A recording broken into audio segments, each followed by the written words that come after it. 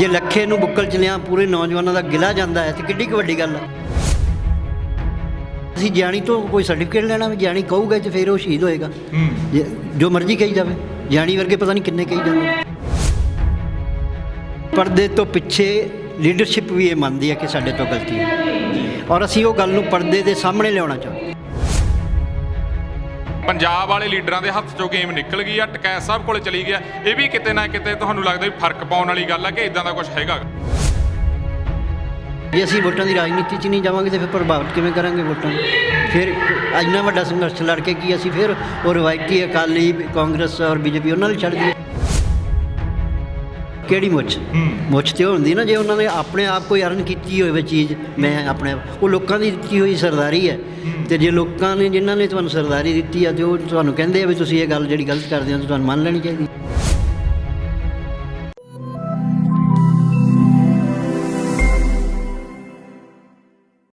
ਸਤਿ ਸ਼੍ਰੀ ਅਕਾਲ ਜੀ, ਤੁਸੀਂ ਦੇਖ ਰਹੇ ਹੋ RMP ਟੈਲੀਵਿਜ਼ਨ। ਮੈਂ ਰਤਨਦੀਪ ਸਿੰਘ ਧਾਲੀਵਾਲ।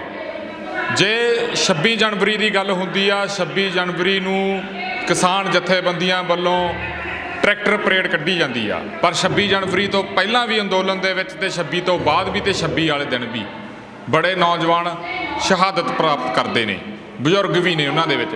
ਪਰ ਇੱਕ ਅਨਮੋਲ ਹੀਰਾ ਨਵਰੀਤ ਜਿਸ ਨੇ ਸ਼ਹਾਦਤ ਪ੍ਰਾਪਤ ਕੀਤੀ।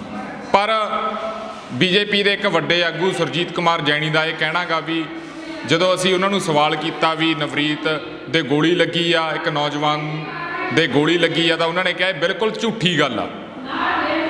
ਜੇ 84 ਦੀ ਗੱਲ ਹੁੰਦੀ ਹੈ ਅਤੇ 84 ਤੋਂ ਬਾਅਦ ਦੇ ਸਮੇਂ ਦੀ ਗੱਲ ਹੁੰਦੀ ਆ, ਉਦੋਂ ਵੀ ਪੰਜਾਬ ਨੇ ਬੜੀਆਂ ਲਾਸ਼ਾਂ ਢੋਈਆਂ ਨੇ।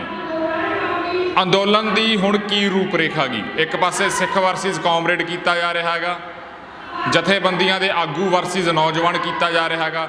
ਅਸਲ ਦੇ ਵਿੱਚ ਇਹ ਕਹਾਣੀ ਕੀ ਆ? ਸਾਡੇ ਨਾਲ ਨਵਰੀਤ ਦੇ ਦਾਦਾ ਜੀ ਮੌਜੂਦ ਨੇ। ਡਿਪਟਵਾ ਸਾਹਿਬ ਸਤਿ ਸ਼੍ਰੀ ਅਕਾਲ ਜੀ। ਸਤਿ ਸ਼੍ਰੀ ਅਕਾਲ ਜੀ, ਵਾਹਿਗੁਰੂ ਖਾਲਸਾ ਵਾਹਿਗੁਰੂ ਜੀ ਦੀ ਫਤਿਹ ਜੀ।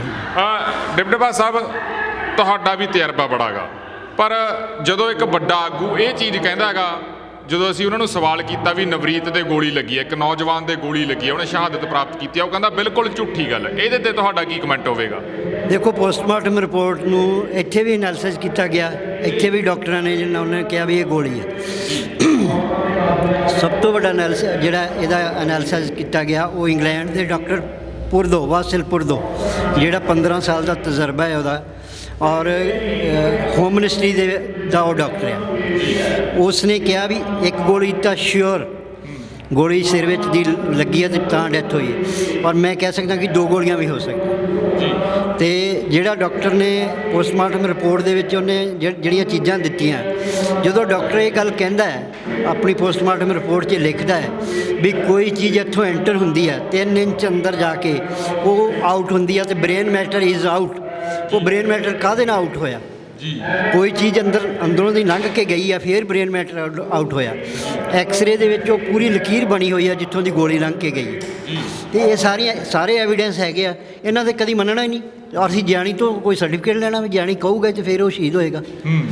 ਜੋ ਮਰਜ਼ੀ ਕਹੀ ਜਾਵੇ, ਗਿਆਨੀ ਵਰਗੇ ਪਤਾ ਨਹੀਂ ਕਿੰਨੇ ਕਹੀ ਜਾਂਦੇ। ਜੀ ਬਾਪੂ ਜੀ, ਜਿਹੜੀ ਇੱਕ ਖਾਸ ਗੱਲ ਆ, ਜਦੋਂ ਤੁਸੀਂ ਮਹਾਰਾਜ ਸਪੀਚ ਦਿੱਤੀ ਸੀ, ਉਸ ਸਪੀਚ ਨੇ ਬੜਾ ਨੌਜਵਾਨਾਂ ਨੂੰ ਮੋਟੀਵੇਟ ਕੀਤਾ। ਬੜੇ ਅਸੀਂ ਉੱਥੇ ਵੀ ਮੌਜੂਦ ਸੀ, ਬੜੇ ਚਿਹਰੇ ਭਾਵੁਕ ਵੀ ਹੋ ਗਏ ਸੀ। ਤੁਹਾਨੂੰ ਲੱਗਦਾ ਗਾ ਵੀ ਜਿਹੜਾ ਇੱਕ ਇਹ ਚਲਾਇਆ ਜਾ ਰਿਹਾ ਹੈਗਾ ਕਾਮਰੇਡ ਵਰਸਸ ਸਿੱਖ, ਵੀ ਇਹ ਵੀ ਕਿਤੇ ਨਾ ਕਿਤੇ ਏਜੰਸੀਆਂ ਦੀ ਜਾਂ ਸਰਕਾਰਾਂ ਦੀ ਸਾਜ਼ਿਸ਼ ਆ, ਜਾਂ ਲੋਕਾਂ ਨੂੰ ਆਪਣੇ ਵਾਲਿਆਂ ਨੂੰ ਪਤਾ ਹੀ ਨਹੀਂ ਲੱਗ ਰਿਹਾ ਵੀ ਕਦੋਂ ਅਸੀਂ IT ਵਿੰਗ ਦਾ ਹਿੱਸਾ ਬਣ ਗਏ ਜਾਂ BJP ਦੇ IT ਲਈ ਅਸੀਂ ਕੰਮ ਕਰਨ ਲੱਗ ਗਏ? ਇਹ ਵੀ ਥੋੜ੍ਹੀ ਜਿਹੀ ਕਨਫਿਊਜ਼ਨ ਪੈਦਾ ਹੋ ਗਈ। ਇਸ ਦੀ ਅਸੀਂ ਜ਼ਿੰਮੇਵਾਰੀ ਲਈ ਹੈ। ਅਸੀਂ 7 ਤਰੀਕ ਨੂੰ ਇੱਕ ਪ੍ਰੋਗਰਾਮ ਰੱਖਿਆ ਹੈ ਉੱਥੇ ਸਿੰਘੂ ਬਾਰਡਰ 'ਤੇ, ਅਰਦਾਸ ਦਿਵਸ। ਉਹਦੇ ਵਿੱਚ ਅਸੀਂ ਬਿਲਕੁਲ ਇਹ ਗੱਲ ਕਲੀਅਰ ਕਰਨੀ ਹੈ ਕਿ ਇਹਦੇ ਵਿੱਚ ਨਾ ਪੰਥ ਅਤੇ ਨਾ ਕਾਮਰੇਡ, ਕੋਈ ਕੰਟਰੋਵਰਸੀ ਨਹੀਂ ਹੈਗੀ। ਇਹ ਨਿਰੋਲ ਕਿਸਾਨੀ ਮੂਵਮੈਂਟ ਹੈ ਔਰ ਕਿਸਾਨਾਂ ਦੇ ਏਜੰਡੇ ਨਾਲ ਹੀ ਲੜੀ ਜਾ ਰਹੀ ਹੈ। ਜੇ ਪੰਥਕ ਧਿਰਾਂ ਜਿਹੜੀਆਂ ਹੈਗੀਆਂ, ਅਸੀਂ ਸਾਰੀਆਂ ਉਦੋਂ ਇਕੱਠੀਆਂ ਕਰਕੇ ਇਹ ਇੱਕ ਰਿਟਨ ਦੇ ਵਿੱਚ ਦੇਣ ਜਾ ਰਹੇ ਹਾਂ ਕਿ ਅਸੀਂ ਸਹਿਯੋਗੀ ਦੇ ਰੂਪ ਵਿੱਚ ਹਾਂ। ਇਸ ਅੰਦੋਲਨ ਨੂੰ ਪੰਥਕ ਧਿਰਾਂ ਸਹਿਯੋਗ ਕਰ ਰਹੀਆਂ, ਜਿਹੜੀਆਂ ਪਹਿਲੇ ਦਿਨ ਤੋਂ ਕਰ ਰਹੀਆਂ, ਅੱਜ ਵੀ ਕਰ ਰਹੀਆਂ, ਗਾਂਹ ਵੀ ਕਰਾਂਗੇ। ਅਸੀਂ ਇਹਦੇ ਵਿੱਚ ਧਿਰ ਨਹੀਂ ਹੈਗੇ। ਇਹ ਕਿਸਾਨੀ ਅੰਦੋਲਨ ਹੈ, ਕਿਸਾਨਾਂ ਨੇ ਤੈਅ ਕਰਨਾ ਇਹਨੂੰ ਕਿੱਧਰ ਲਿਜਾਣਾ, ਕਿਵੇਂ ਕਰਨਾ। ਉਹ ਜਥੇਬੰਦੀਆਂ ਜਿਹੜੀਆਂ 31 ਅੱਗੇ ਲੱਗੀਆਂ, ਉਹੀ ਇਸ ਅੰਦੋਲਨ ਦੀ ਰੂਪ ਰੇਖਾ ਬਣਾਉਂਦੀਆਂ, ਉਹੀ ਤੈਅ ਕਰਦੀਆਂ। ਨਾ ਤਾਂ ਕਾਮਰੇਡਾਂ ਨਾਲ ਸਾਡਾ ਕੋਈ ਟਕਰਾਅ ਹੈ, ਨਾ ਕੋਈ ਪੰਥ ਦਾ ਇਹਦੇ ਵਿੱਚ ਕੋਈ ਰੋਲ ਆ, ਸਿਵਾਏ ਸਹਿਯੋਗੀ ਦੇ।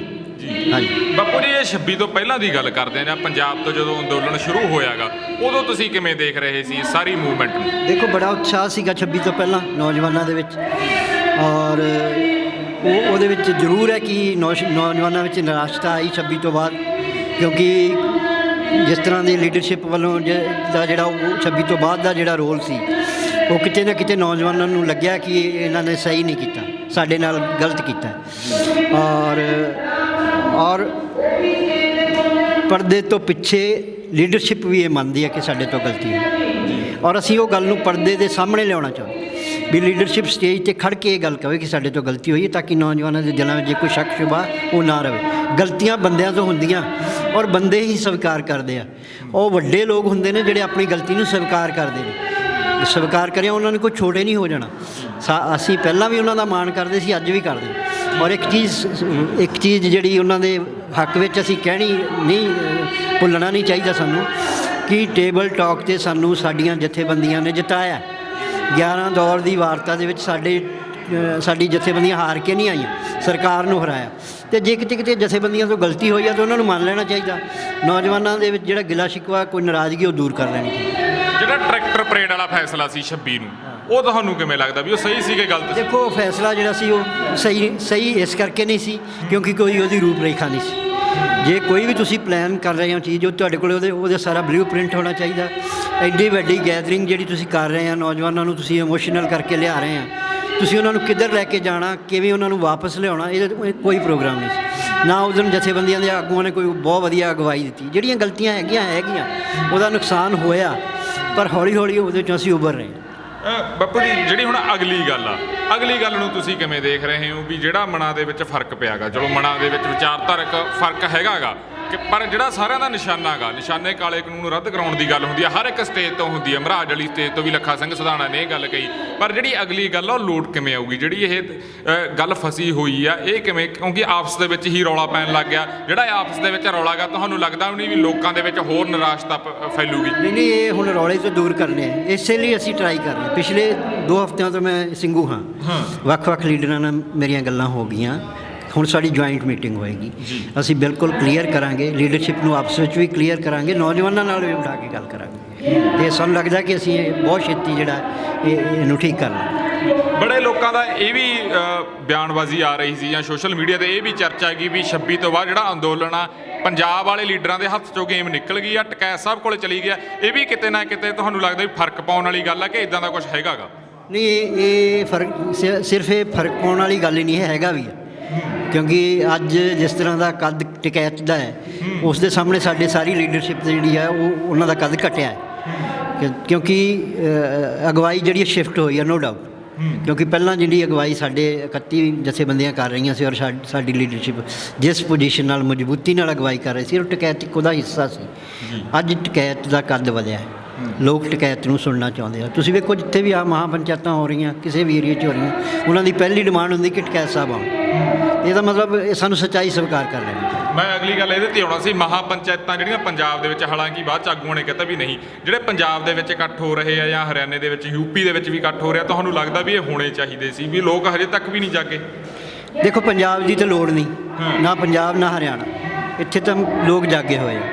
ਉੱਤਰ ਪ੍ਰਦੇਸ਼ ਵਿੱਚ ਲੋਕ ਨਹੀਂ ਸੀ ਜਾਗੇ ਜਾਂ ਉਹ ਨਹੀਂ ਸੀ ਜੁੜੇ, ਉਹ ਹੁਣ ਟਕੈਤ ਦੇ ਆਉਣ ਨਾਲ ਜੁੜੇ ਨੇ। ਉੱਥੇ ਕੋਈ ਮਹਾਂ ਪੰਚਾਇਤਾਂ ਹੋ ਜਾਂਦੀਆਂ 2-4 ਤੇ ਕੋਈ ਜ਼ਿਆਦਾ ਨਹੀਂ, ਪਰ ਬਹੁਤੀਆਂ ਮਹਾਂ ਪੰਚਾਇਤਾਂ ਦੀ ਹੁਣ ਸਾਨੂੰ ਲੋੜ ਨਹੀਂ ਹੈਗੀ। ਲੋਕਾਂ ਦੇ ਵਿੱਚ ਚੇਤਨਾ ਆਈ ਹੋਈ ਆ। ਲੋੜ ਸਾਡੇ ਲੀਡਰ ਸਿਰ ਜੋੜ ਕੇ ਬੈਠਣ, ਰਣਨੀਤੀ ਤੈਅ ਕਰਨ, ਔਰ ਅਗਲੀ ਲੜਾਈ ਕਿਵੇਂ ਲੜਨੀ ਆ ਉਸ ਦੀ ਰੂਪ ਰੇਖਾ ਬਣਾਉਣ, ਲੋਕਾਂ ਨੂੰ ਦੱਸਣ, ਲਾਮਬੰਦ ਕਰਕੇ ਉਹਨਾਂ ਨੂੰ ਰੱਖਣ। ਜਿਹੜੀਆਂ ਸਟੇਟਾਂ ਦੇ ਵਿੱਚ ਵੋਟਾਂ ਪੈ ਰਹੀਆਂ, ਖਾਸ ਕਰਕੇ ਬੰਗਾਲ ਦੀ ਗੱਲ ਹੁੰਦੀ ਹੈ, ਕੱਲ੍ਹ ਕਲਕੱਤੇ ਵੀ ਜਿਹੜੇ ਆਗੂ ਉੱਥੇ ਜਾ ਰਹੇ ਨੇ ਜਾਂ ਫੈਸਲਾ ਕੀਤਾ ਵੀ ਅਸੀਂ ਉੱਥੇ ਬੰਗਾਲ ਦੇ ਵਿੱਚ ਪ੍ਰਚਾਰ ਕਰਾਂਗੇ, ਇੱਦਾਂ ਨਹੀਂ ਹੋਊਗਾ ਵੀ ਆਉਣ ਵਾਲੇ ਦਿਨਾਂ ਦੇ ਵਿੱਚ ਉਹ ਗੱਲ ਪੁੱਠੀ ਪੈ ਜੇ ਬੀਜੇਪੀ ਦੀ ਉੱਥੇ ਗਵਰਨਮੈਂਟ ਆਉਂਦੀ ਆ? ਦੇਖੋ ਇਹ ਤਾਂ ਰਿਸਕ ਤਾਂ ਲੈਣਾ ਹੀ ਪੈਂਦੇ ਵੀ ਜਿਹੜਾ ਤੁਹਾਡਾ ਦੁਸ਼ਮਣ ਆ, ਤੁਹਾਨੂੰ ਹਰ ਐਂਗਲ 'ਤੇ ਉਹਦੇ 'ਤੇ ਚੋਟ ਕਰਨੀ ਤੁਹਾਡੀ ਜ਼ਿੰਮੇਵਾਰੀ। ਜੇ ਸਾਡੇ ਜਾਇਆ ਬੰਗਾਲ 'ਚ ਬੀਜੇਪੀ ਕਮਜ਼ੋਰ ਹੁੰਦੀ ਆ ਔਰ ਇਹ ਹਾਰ ਜਾਂਦੀ ਆ, ਜਿੱਡੀ ਵੱਡੀ ਚੜ੍ਹਤ ਲੈ ਕੇ ਬੰਗਾਲ 'ਚ ਵੜੀ ਸੀ, ਅੱਜ ਉਹ ਪੋਜੀਸ਼ਨ ਨਹੀਂ ਹੈਗੀ, ਅਤੇ ਫਿਰ ਨਿਸ਼ਚਿਤ ਤੌਰ 'ਤੇ ਇਹ ਦਬਾਅ ਬਣੇਗਾ ਉਹਨਾਂ 'ਤੇ, ਕਿਉਂਕਿ ਦੂਜੀਆਂ ਸਟੇਟਾਂ 'ਚ ਵੀ ਚੁਣਾਵ ਆ ਰਿਹਾ। ਜਿਹੜਾ ਬੱਬੂ ਜੀ ਇਹ ਵੀ ਇੱਕ ਗੱਲ ਆ ਵੀ ਜਿਹੜੀ ਇਹ ਜੰਗ ਆ, ਇਹ ਇੱਕ ਪਾਰਟੀ ਦੇ ਖਿਲਾਫ ਆ ਕਿ ਪਾਲਿਸੀ ਦੇ ਖਿਲਾਫ ਆ? ਦੇਖੋ ਪਾਰਟੀ ਔਰ ਪਾਲਿਸੀ ਜਿਹੜੀ ਆ ਇਹ ਇੱਕੋ ਥਾਂ ਤੇ ਕੇਂਦਰਿਤ ਹੋ ਗਈਆਂ। RSS ਦੇ ਕੋਲ ਸਾਰੀ ਚੀਜ਼ ਚਲੇਗੀ। ਹਾਲਾਂਕਿ WTO ਔਰ ਵਰਲਡ ਬੈਂਕ ਵਰਗੀਆਂ ਚੀਜ਼ਾਂ ਵੀ ਇਹਦੇ ਵਿੱਚ ਇਨਵੋਲਵ ਹੈਗੀਆਂ। ਉਸ ਨੂੰ ਦੇਖਦੇ ਹਾਂ ਤਾਂ ਫਿਰ ਇਹ ਮੋਹਰੇ ਲੱਗਦੇ ਨੇ, ਸਿਰਫ ਇਹ ਚਿਹਰੇ ਲੱਗਦੇ ਨੇ ਵੀ ਇਹ ਮੋਦੀ ਜਾਂ ਇਹ BJP ਇਹ ਚਿਹਰੇ ਨੇ,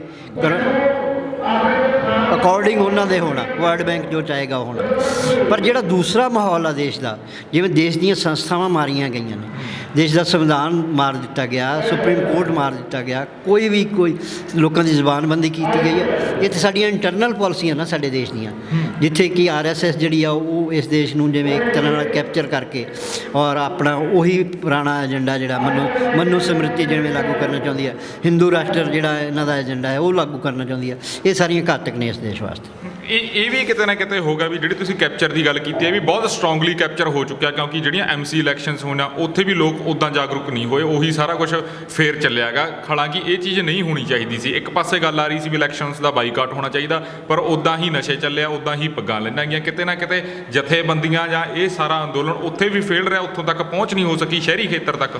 ਅਜੇ ਦੇਖੋ ਜਿਹੜਾ ਹੁਣ ਜਿਹੜਾ ਇਲੈਕਸ਼ਨ ਆਇਆ ਨਾ, ਇਸ ਨੂੰ ਔਰਗਨਾਈਜ਼ ਨਹੀਂ ਕਰ ਪਈਆਂ ਜਥੇਬੰਦੀਆਂ, ਕਿਉਂਕਿ ਹਾਲੇ ਉੱਥੇ ਉਲਝੀਆਂ ਹੋਈਆਂ। ਜਦੋਂ ਉੱਥੋਂ ਦਾ ਕੋਈ ਫੈਸਲਾ ਆ ਜਾਏਗਾ ਫਿਰ ਜਥੇਬੰਦੀਆਂ ਪੰਜਾਬ 'ਚ ਆਉਣਗੀਆਂ, ਫਿਰ ਕੋਈ ਇਲੈਕਸ਼ਨ ਆਊਗਾ, ਇੱਕ ਨਵੀਂ ਲੀਡਰਸ਼ਿਪ ਉੱਭਰਨ ਦੀ ਸੰਭਾਵਨਾ ਹੈ। ਕਿਉਂਕਿ ਹਰ ਅੰਦੋਲਨ ਦੇ ਵਿੱਚੋਂ ਨਵੀਂ ਲੀਡਰਸ਼ਿਪ ਉੱਭਰਦੀ ਹੁੰਦੀ ਹੈ, ਉਹ ਅਜੇ ਤੱਕ ਕਿਸਾਨ ਅੰਦੋਲਨ ਦੇ ਵਿੱਚੋਂ ਨਹੀਂ ਉੱਭਰ ਰਹੀ। ਇੱਕ ਸਾਡਾ ਮਤਲਬ ਇਹਨੂੰ ਦੁਖਾਂਤ ਕਹੀਏ ਜਾਂ ਸਾਡੀ ਟ੍ਰਿਕ ਕੁਛ ਵੀ ਕਹੀਏ, ਅਜੇ ਤੱਕ ਕਿਸਾਨ ਅੰਦੋਲਨ 'ਚੋਂ ਨਵੀਂ ਜਿਹੜੀ ਲੀਡਰਸ਼ਿਪ ਉੱਭਰਨੀ ਚਾਹੀਦੀ ਸੀ ਉਹ ਨਹੀਂ ਉੱਭਰ ਰਹੀ। ਪੰਜਾਬ ਤੇ ਪਹਿਲਾਂ ਵੀ ਬੜਾ ਤਸ਼ੱਦਦ ਹੁੰਦਾ ਆਇਆਗਾ, ਹੁਣ ਵੀ ਜਿਵੇਂ ਨੌਦੀਪ ਕੌਰ ਬਾਹਰ ਆਏ ਨੇ, ਉਹਨਾਂ ਨੇ ਵੀ ਦੱਸਿਆ ਉਹਨਾਂ ਦੇ ਨਾਲ ਬੜੀ ਉਹ ਹੋਈ, ਨਵਰੀਤ ਦੇ ਵੀ ਗੋਲੀ ਲੱਗੀ ਆ। ਤੁਸੀਂ ਇਹ ਕਿਹੜੀ ਦਿਸ਼ਾ ਵੱਲ ਜਾ ਰਹੀ ਹੈ ਜੀ? ਦੇਖੋ, ਇਹ ਜਿਹੜੀਆਂ ਹੁਣ ਦੇਸ਼ ਦੇ ਵਿੱਚ ਜਿਹੜੀਆਂ ਸਰਕਾਰਾਂ ਨਾ, ਜੇ ਅਸੀਂ ਕਹਿਣ ਨੂੰ ਇਹ ਲੋਕਤੰਤਰ ਹੈ, ਇਹ ਡੈਮੋਕ੍ਰੇਸੀ ਹੈ ਨਹੀਂ। ਕੋਈ ਵੀ ਆਵਾਜ਼ ਇਸ ਸਰਕਾਰ ਦੇ ਖਿਲਾਫ ਉੱਠਦੀ ਹੈ ਅਤੇ ਉਹਨੂੰ ਦੇਸ਼ ਦਰੋਹੀ ਤੱਕ ਗਰਦਾਨ ਦਿੱਤਾ ਜਾਂਦਾ ਹੈ। ਉਹਨਾਂ ਦੀ ਜ਼ਬਾਨਬੰਦੀ ਕਰਨ ਵਾਸਤੇ ਹਰ ਤਰ੍ਹਾਂ ਦਾ ਮਤਲਬ ਕਾਨੂੰਨ 'ਤੇ ਉਹਨੂੰ ਕਿਹਾ ਹੀ ਨਹੀਂ ਜਾ ਸਕਦਾ ਵੀ ਲੋਕਾਂ ਨੂੰ ਡਰਾਉਣ, ਉਹਨਾਂ ਦੀ ਜ਼ਬਾਨਬੰਦੀ ਵਾਸਤੇ ਜਬਰੀ ਉਹਨਾਂ ਦੇ ਝੂਠੇ ਮੁਕੱਦਮੇ ਪਾਏ ਜਾਂਦੇ, ਉਹਨਾਂ ਨੂੰ ਫਸਾਇਆ ਜਾਂਦਾ। ਪਰ ਇਹ ਬਹੁਤੇ ਦਿਨ ਚੱਲਦਾ ਨਹੀਂ ਹੁੰਦਾ, ਇਹ ਹੌਲੀ ਹੌਲੀ ਲੋਕਾਂ ਦਾ ਡਰ ਵੀ ਲੱਥੂਗਾ। ਔਰ ਕਿਉਂਕਿ ਇਹ ਅੰਦੋਲਨ ਜਿਹੜਾ ਹੁਣ ਵਿਸ਼ਵ ਪੱਧਰੀ ਅੰਦੋਲਨ, ਦੁਨੀਆ ਭਰ ਦੀ ਨਜ਼ਰ ਹੈ ਇੱਥੇ, ਇਸ ਲਈ ਜਿਹੜੇ ਦੇਸ਼ਾਂ ਦੇ ਸਬੰਧ ਨੇ ਉਹ ਵੀ ਇੱਥੇ ਕਿਤੇ ਨਾ ਕਿਤੇ ਐਕਟ ਕਰਨਗੇ ਵੀ ਜਿਵੇਂ ਚਾਈਨਾ, ਪਾਕਿਸਤਾਨ, ਅਮਰੀਕਾ ਹੈ, ਇਹਨਾਂ ਦੇ ਇੰਟਰਸਟ ਜਿਹੜੇ ਪਹਿਲਾਂ ਸੀਗੇ ਉਹ ਇੰਟਰਸਟ ਬਦਲਣਗੇ।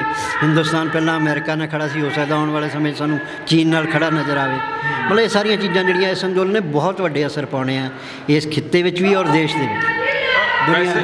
ਭਵਿੱਖ ਦੇ ਬਾਪੂ ਜੀ ਗਰਭ ਦੇ ਵਿੱਚ ਕੀ ਪਿਆ ਕਿਸੇ ਨੂੰ ਨਹੀਂ ਪਤਾ, ਪਰ ਤੁਹਾਨੂੰ ਕੀ ਲੱਗਦਾ ਗਾ ਜਥੇਬੰਦੀਆਂ ਨੂੰ ਵੋਟਾਂ ਵਾਲੀ ਰਾਜਨੀਤੀ ਵੱਲ ਰੁਖ ਕਰਨਾ ਚਾਹੀਦਾ ਗਾ? ਇਹ ਲੋਕਾਂ ਦੀ ਤੁਹਾਨੂੰ ਲੱਗਦਾ ਵੀ ਡਿਮਾਂਡ ਹੋ ਸਕਦੀ ਹੈ, ਜਾਂ ਤੁਹਾਡਾ ਤਜਰਬਾ ਕੀ ਕਹਿੰਦਾ ਵੀ ਉੱਧਰ ਨੂੰ ਜਾਣੀ ਚਾਹੀਦੀ ਹੈ ਚੀਜ਼? ਕਿਉਂਕਿ ਦੇਖੋ, ਜਿਹੜਾ ਕੋਈ ਵੀ ਰਾਜ ਹੈ ਉਹਦੀ ਨੀਤੀ ਜਿਹੜੀ ਆ, ਉਹ ਨੀਤੀ ਹੀ ਜਿਹੜੀ ਉਹ ਸਟੇਟ ਨੂੰ, ਦੇਸ਼ ਨੂੰ ਚਲਾਉਂਦੀ ਹੈ। ਔਰ ਨੀਤੀ ਨੂੰ ਪ੍ਰਭਾਵਿਤ ਕਰਨਾ ਹੁੰਦਾ ਲੋਕਾਂ ਨੇ। ਜਿਹੜਾ ਐਡਾ ਵੱਡਾ ਅੰਦੋਲਨ ਹੈ, ਲੀਡਰਸ਼ਿਪ ਨੂੰ ਨਿਸ਼ਚਿਤ ਤੌਰ 'ਤੇ ਜਿਹੜਾ ਸਾਡਾ ਸੈਟਅਪ ਆ, ਜਿਹੜਾ ਵੋਟਾਂ ਦਾ ਸੈਟਅਪ, ਉਹਦੇ ਵਿੱਚੋਂ ਦੀ ਲੰਘਣਾ ਪੈਣਾ ਅਤੇ ਉਹਦੀ ਤਿਆਰੀ ਵੀ ਕਰਨੀ ਚਾਹੀਦੀ ਔਰ ਲੜਨਾ ਵੀ ਚਾਹੀਦਾ। ਵੋਟਾਂ ਵਾਲੀ ਰਾਜਨੀਤੀ 'ਚ ਜਾਣਾ ਚਾਹੀਦਾ, ਬਿਲਕੁਲ ਜਾਣਾ ਚਾਹੀਦਾ। ਜੇ ਅਸੀਂ ਵੋਟਾਂ ਦੀ ਰਾਜਨੀਤੀ 'ਚ ਨਹੀਂ ਜਾਵਾਂਗੇ ਤਾਂ ਫਿਰ ਪ੍ਰਭਾਵਿਤ ਕਿਵੇਂ ਕਰਾਂਗੇ ਵੋਟਾਂ ਨੂੰ? ਫਿਰ ਇੰਨਾ ਵੱਡਾ ਸੰਘਰਸ਼ ਲੜ ਕੇ ਕੀ ਅਸੀਂ ਫਿਰ ਉਹ ਰਵਾਇਤੀ ਅਕਾਲੀ, ਕਾਂਗਰਸ ਔਰ BJP ਉਹਨਾਂ ਨੂੰ ਛੱਡ ਦਈਏ ਮੈਦਾਨ? ਇਹ ਨਹੀਂ ਹੋਣਾ ਚਾਹੀਦਾ। ਕੁਝ ਨੌਜਵਾਨ ਇਹ ਵੀ ਕਹਿੰਦੇ ਵੀ ਸੰਘਰਸ਼ ਹੀ ਹੋਣਾ ਚਾਹੀਦਾ, ਅਸੀਂ ਕਦੇ ਵੀ ਵੋਟਾਂ ਵਾਲੀ ਰਾਜਨੀਤੀ 'ਚ ਨਹੀਂ ਜਾਵਾਂਗੇ। ਇਹ ਉਹਨਾਂ ਦੇ ਬੱਚਿਆਂ ਦੇ ਇਮੋਸ਼ਨ ਹੋ ਸਕਦੇ ਨੇ, ਪਰ ਸੱਚਾਈ ਇਹੀ ਹੈ ਕਿ ਤੁਹਾਡੇ ਕੋਲ ਹੋਰ ਕੋਈ ਚਾਰਾ ਹੀ ਨਹੀਂ ਹੈਗਾ। ਤੁਸੀਂ ਵੋਟਾਂ ਨਾਲ ਹੀ ਲਾਉਣਾ ਹੈ, ਵੋਟਾਂ ਨਾਲ ਹੀ ਬਦਲਾਵ। ਹਾਲਾਂਕਿ EVM ਦੇ ਚੱਲਦਿਆਂ ਸੰਭਾਵਨਾ ਬਹੁਤ ਘੱਟ ਨੇ ਕਿ ਅਸੀਂ ਆਪਣੀ ਵੋਟ ਜਿਹੜੀ ਹੈ, ਸਾਨੂੰ ਨਹੀਂ ਪਤਾ ਅਸੀਂ ਕਿਹਨੂੰ ਪਾਈ ਹੈ ਅਤੇ ਕਿਹਨੂੰ ਚਲੇਗੀ ਆ।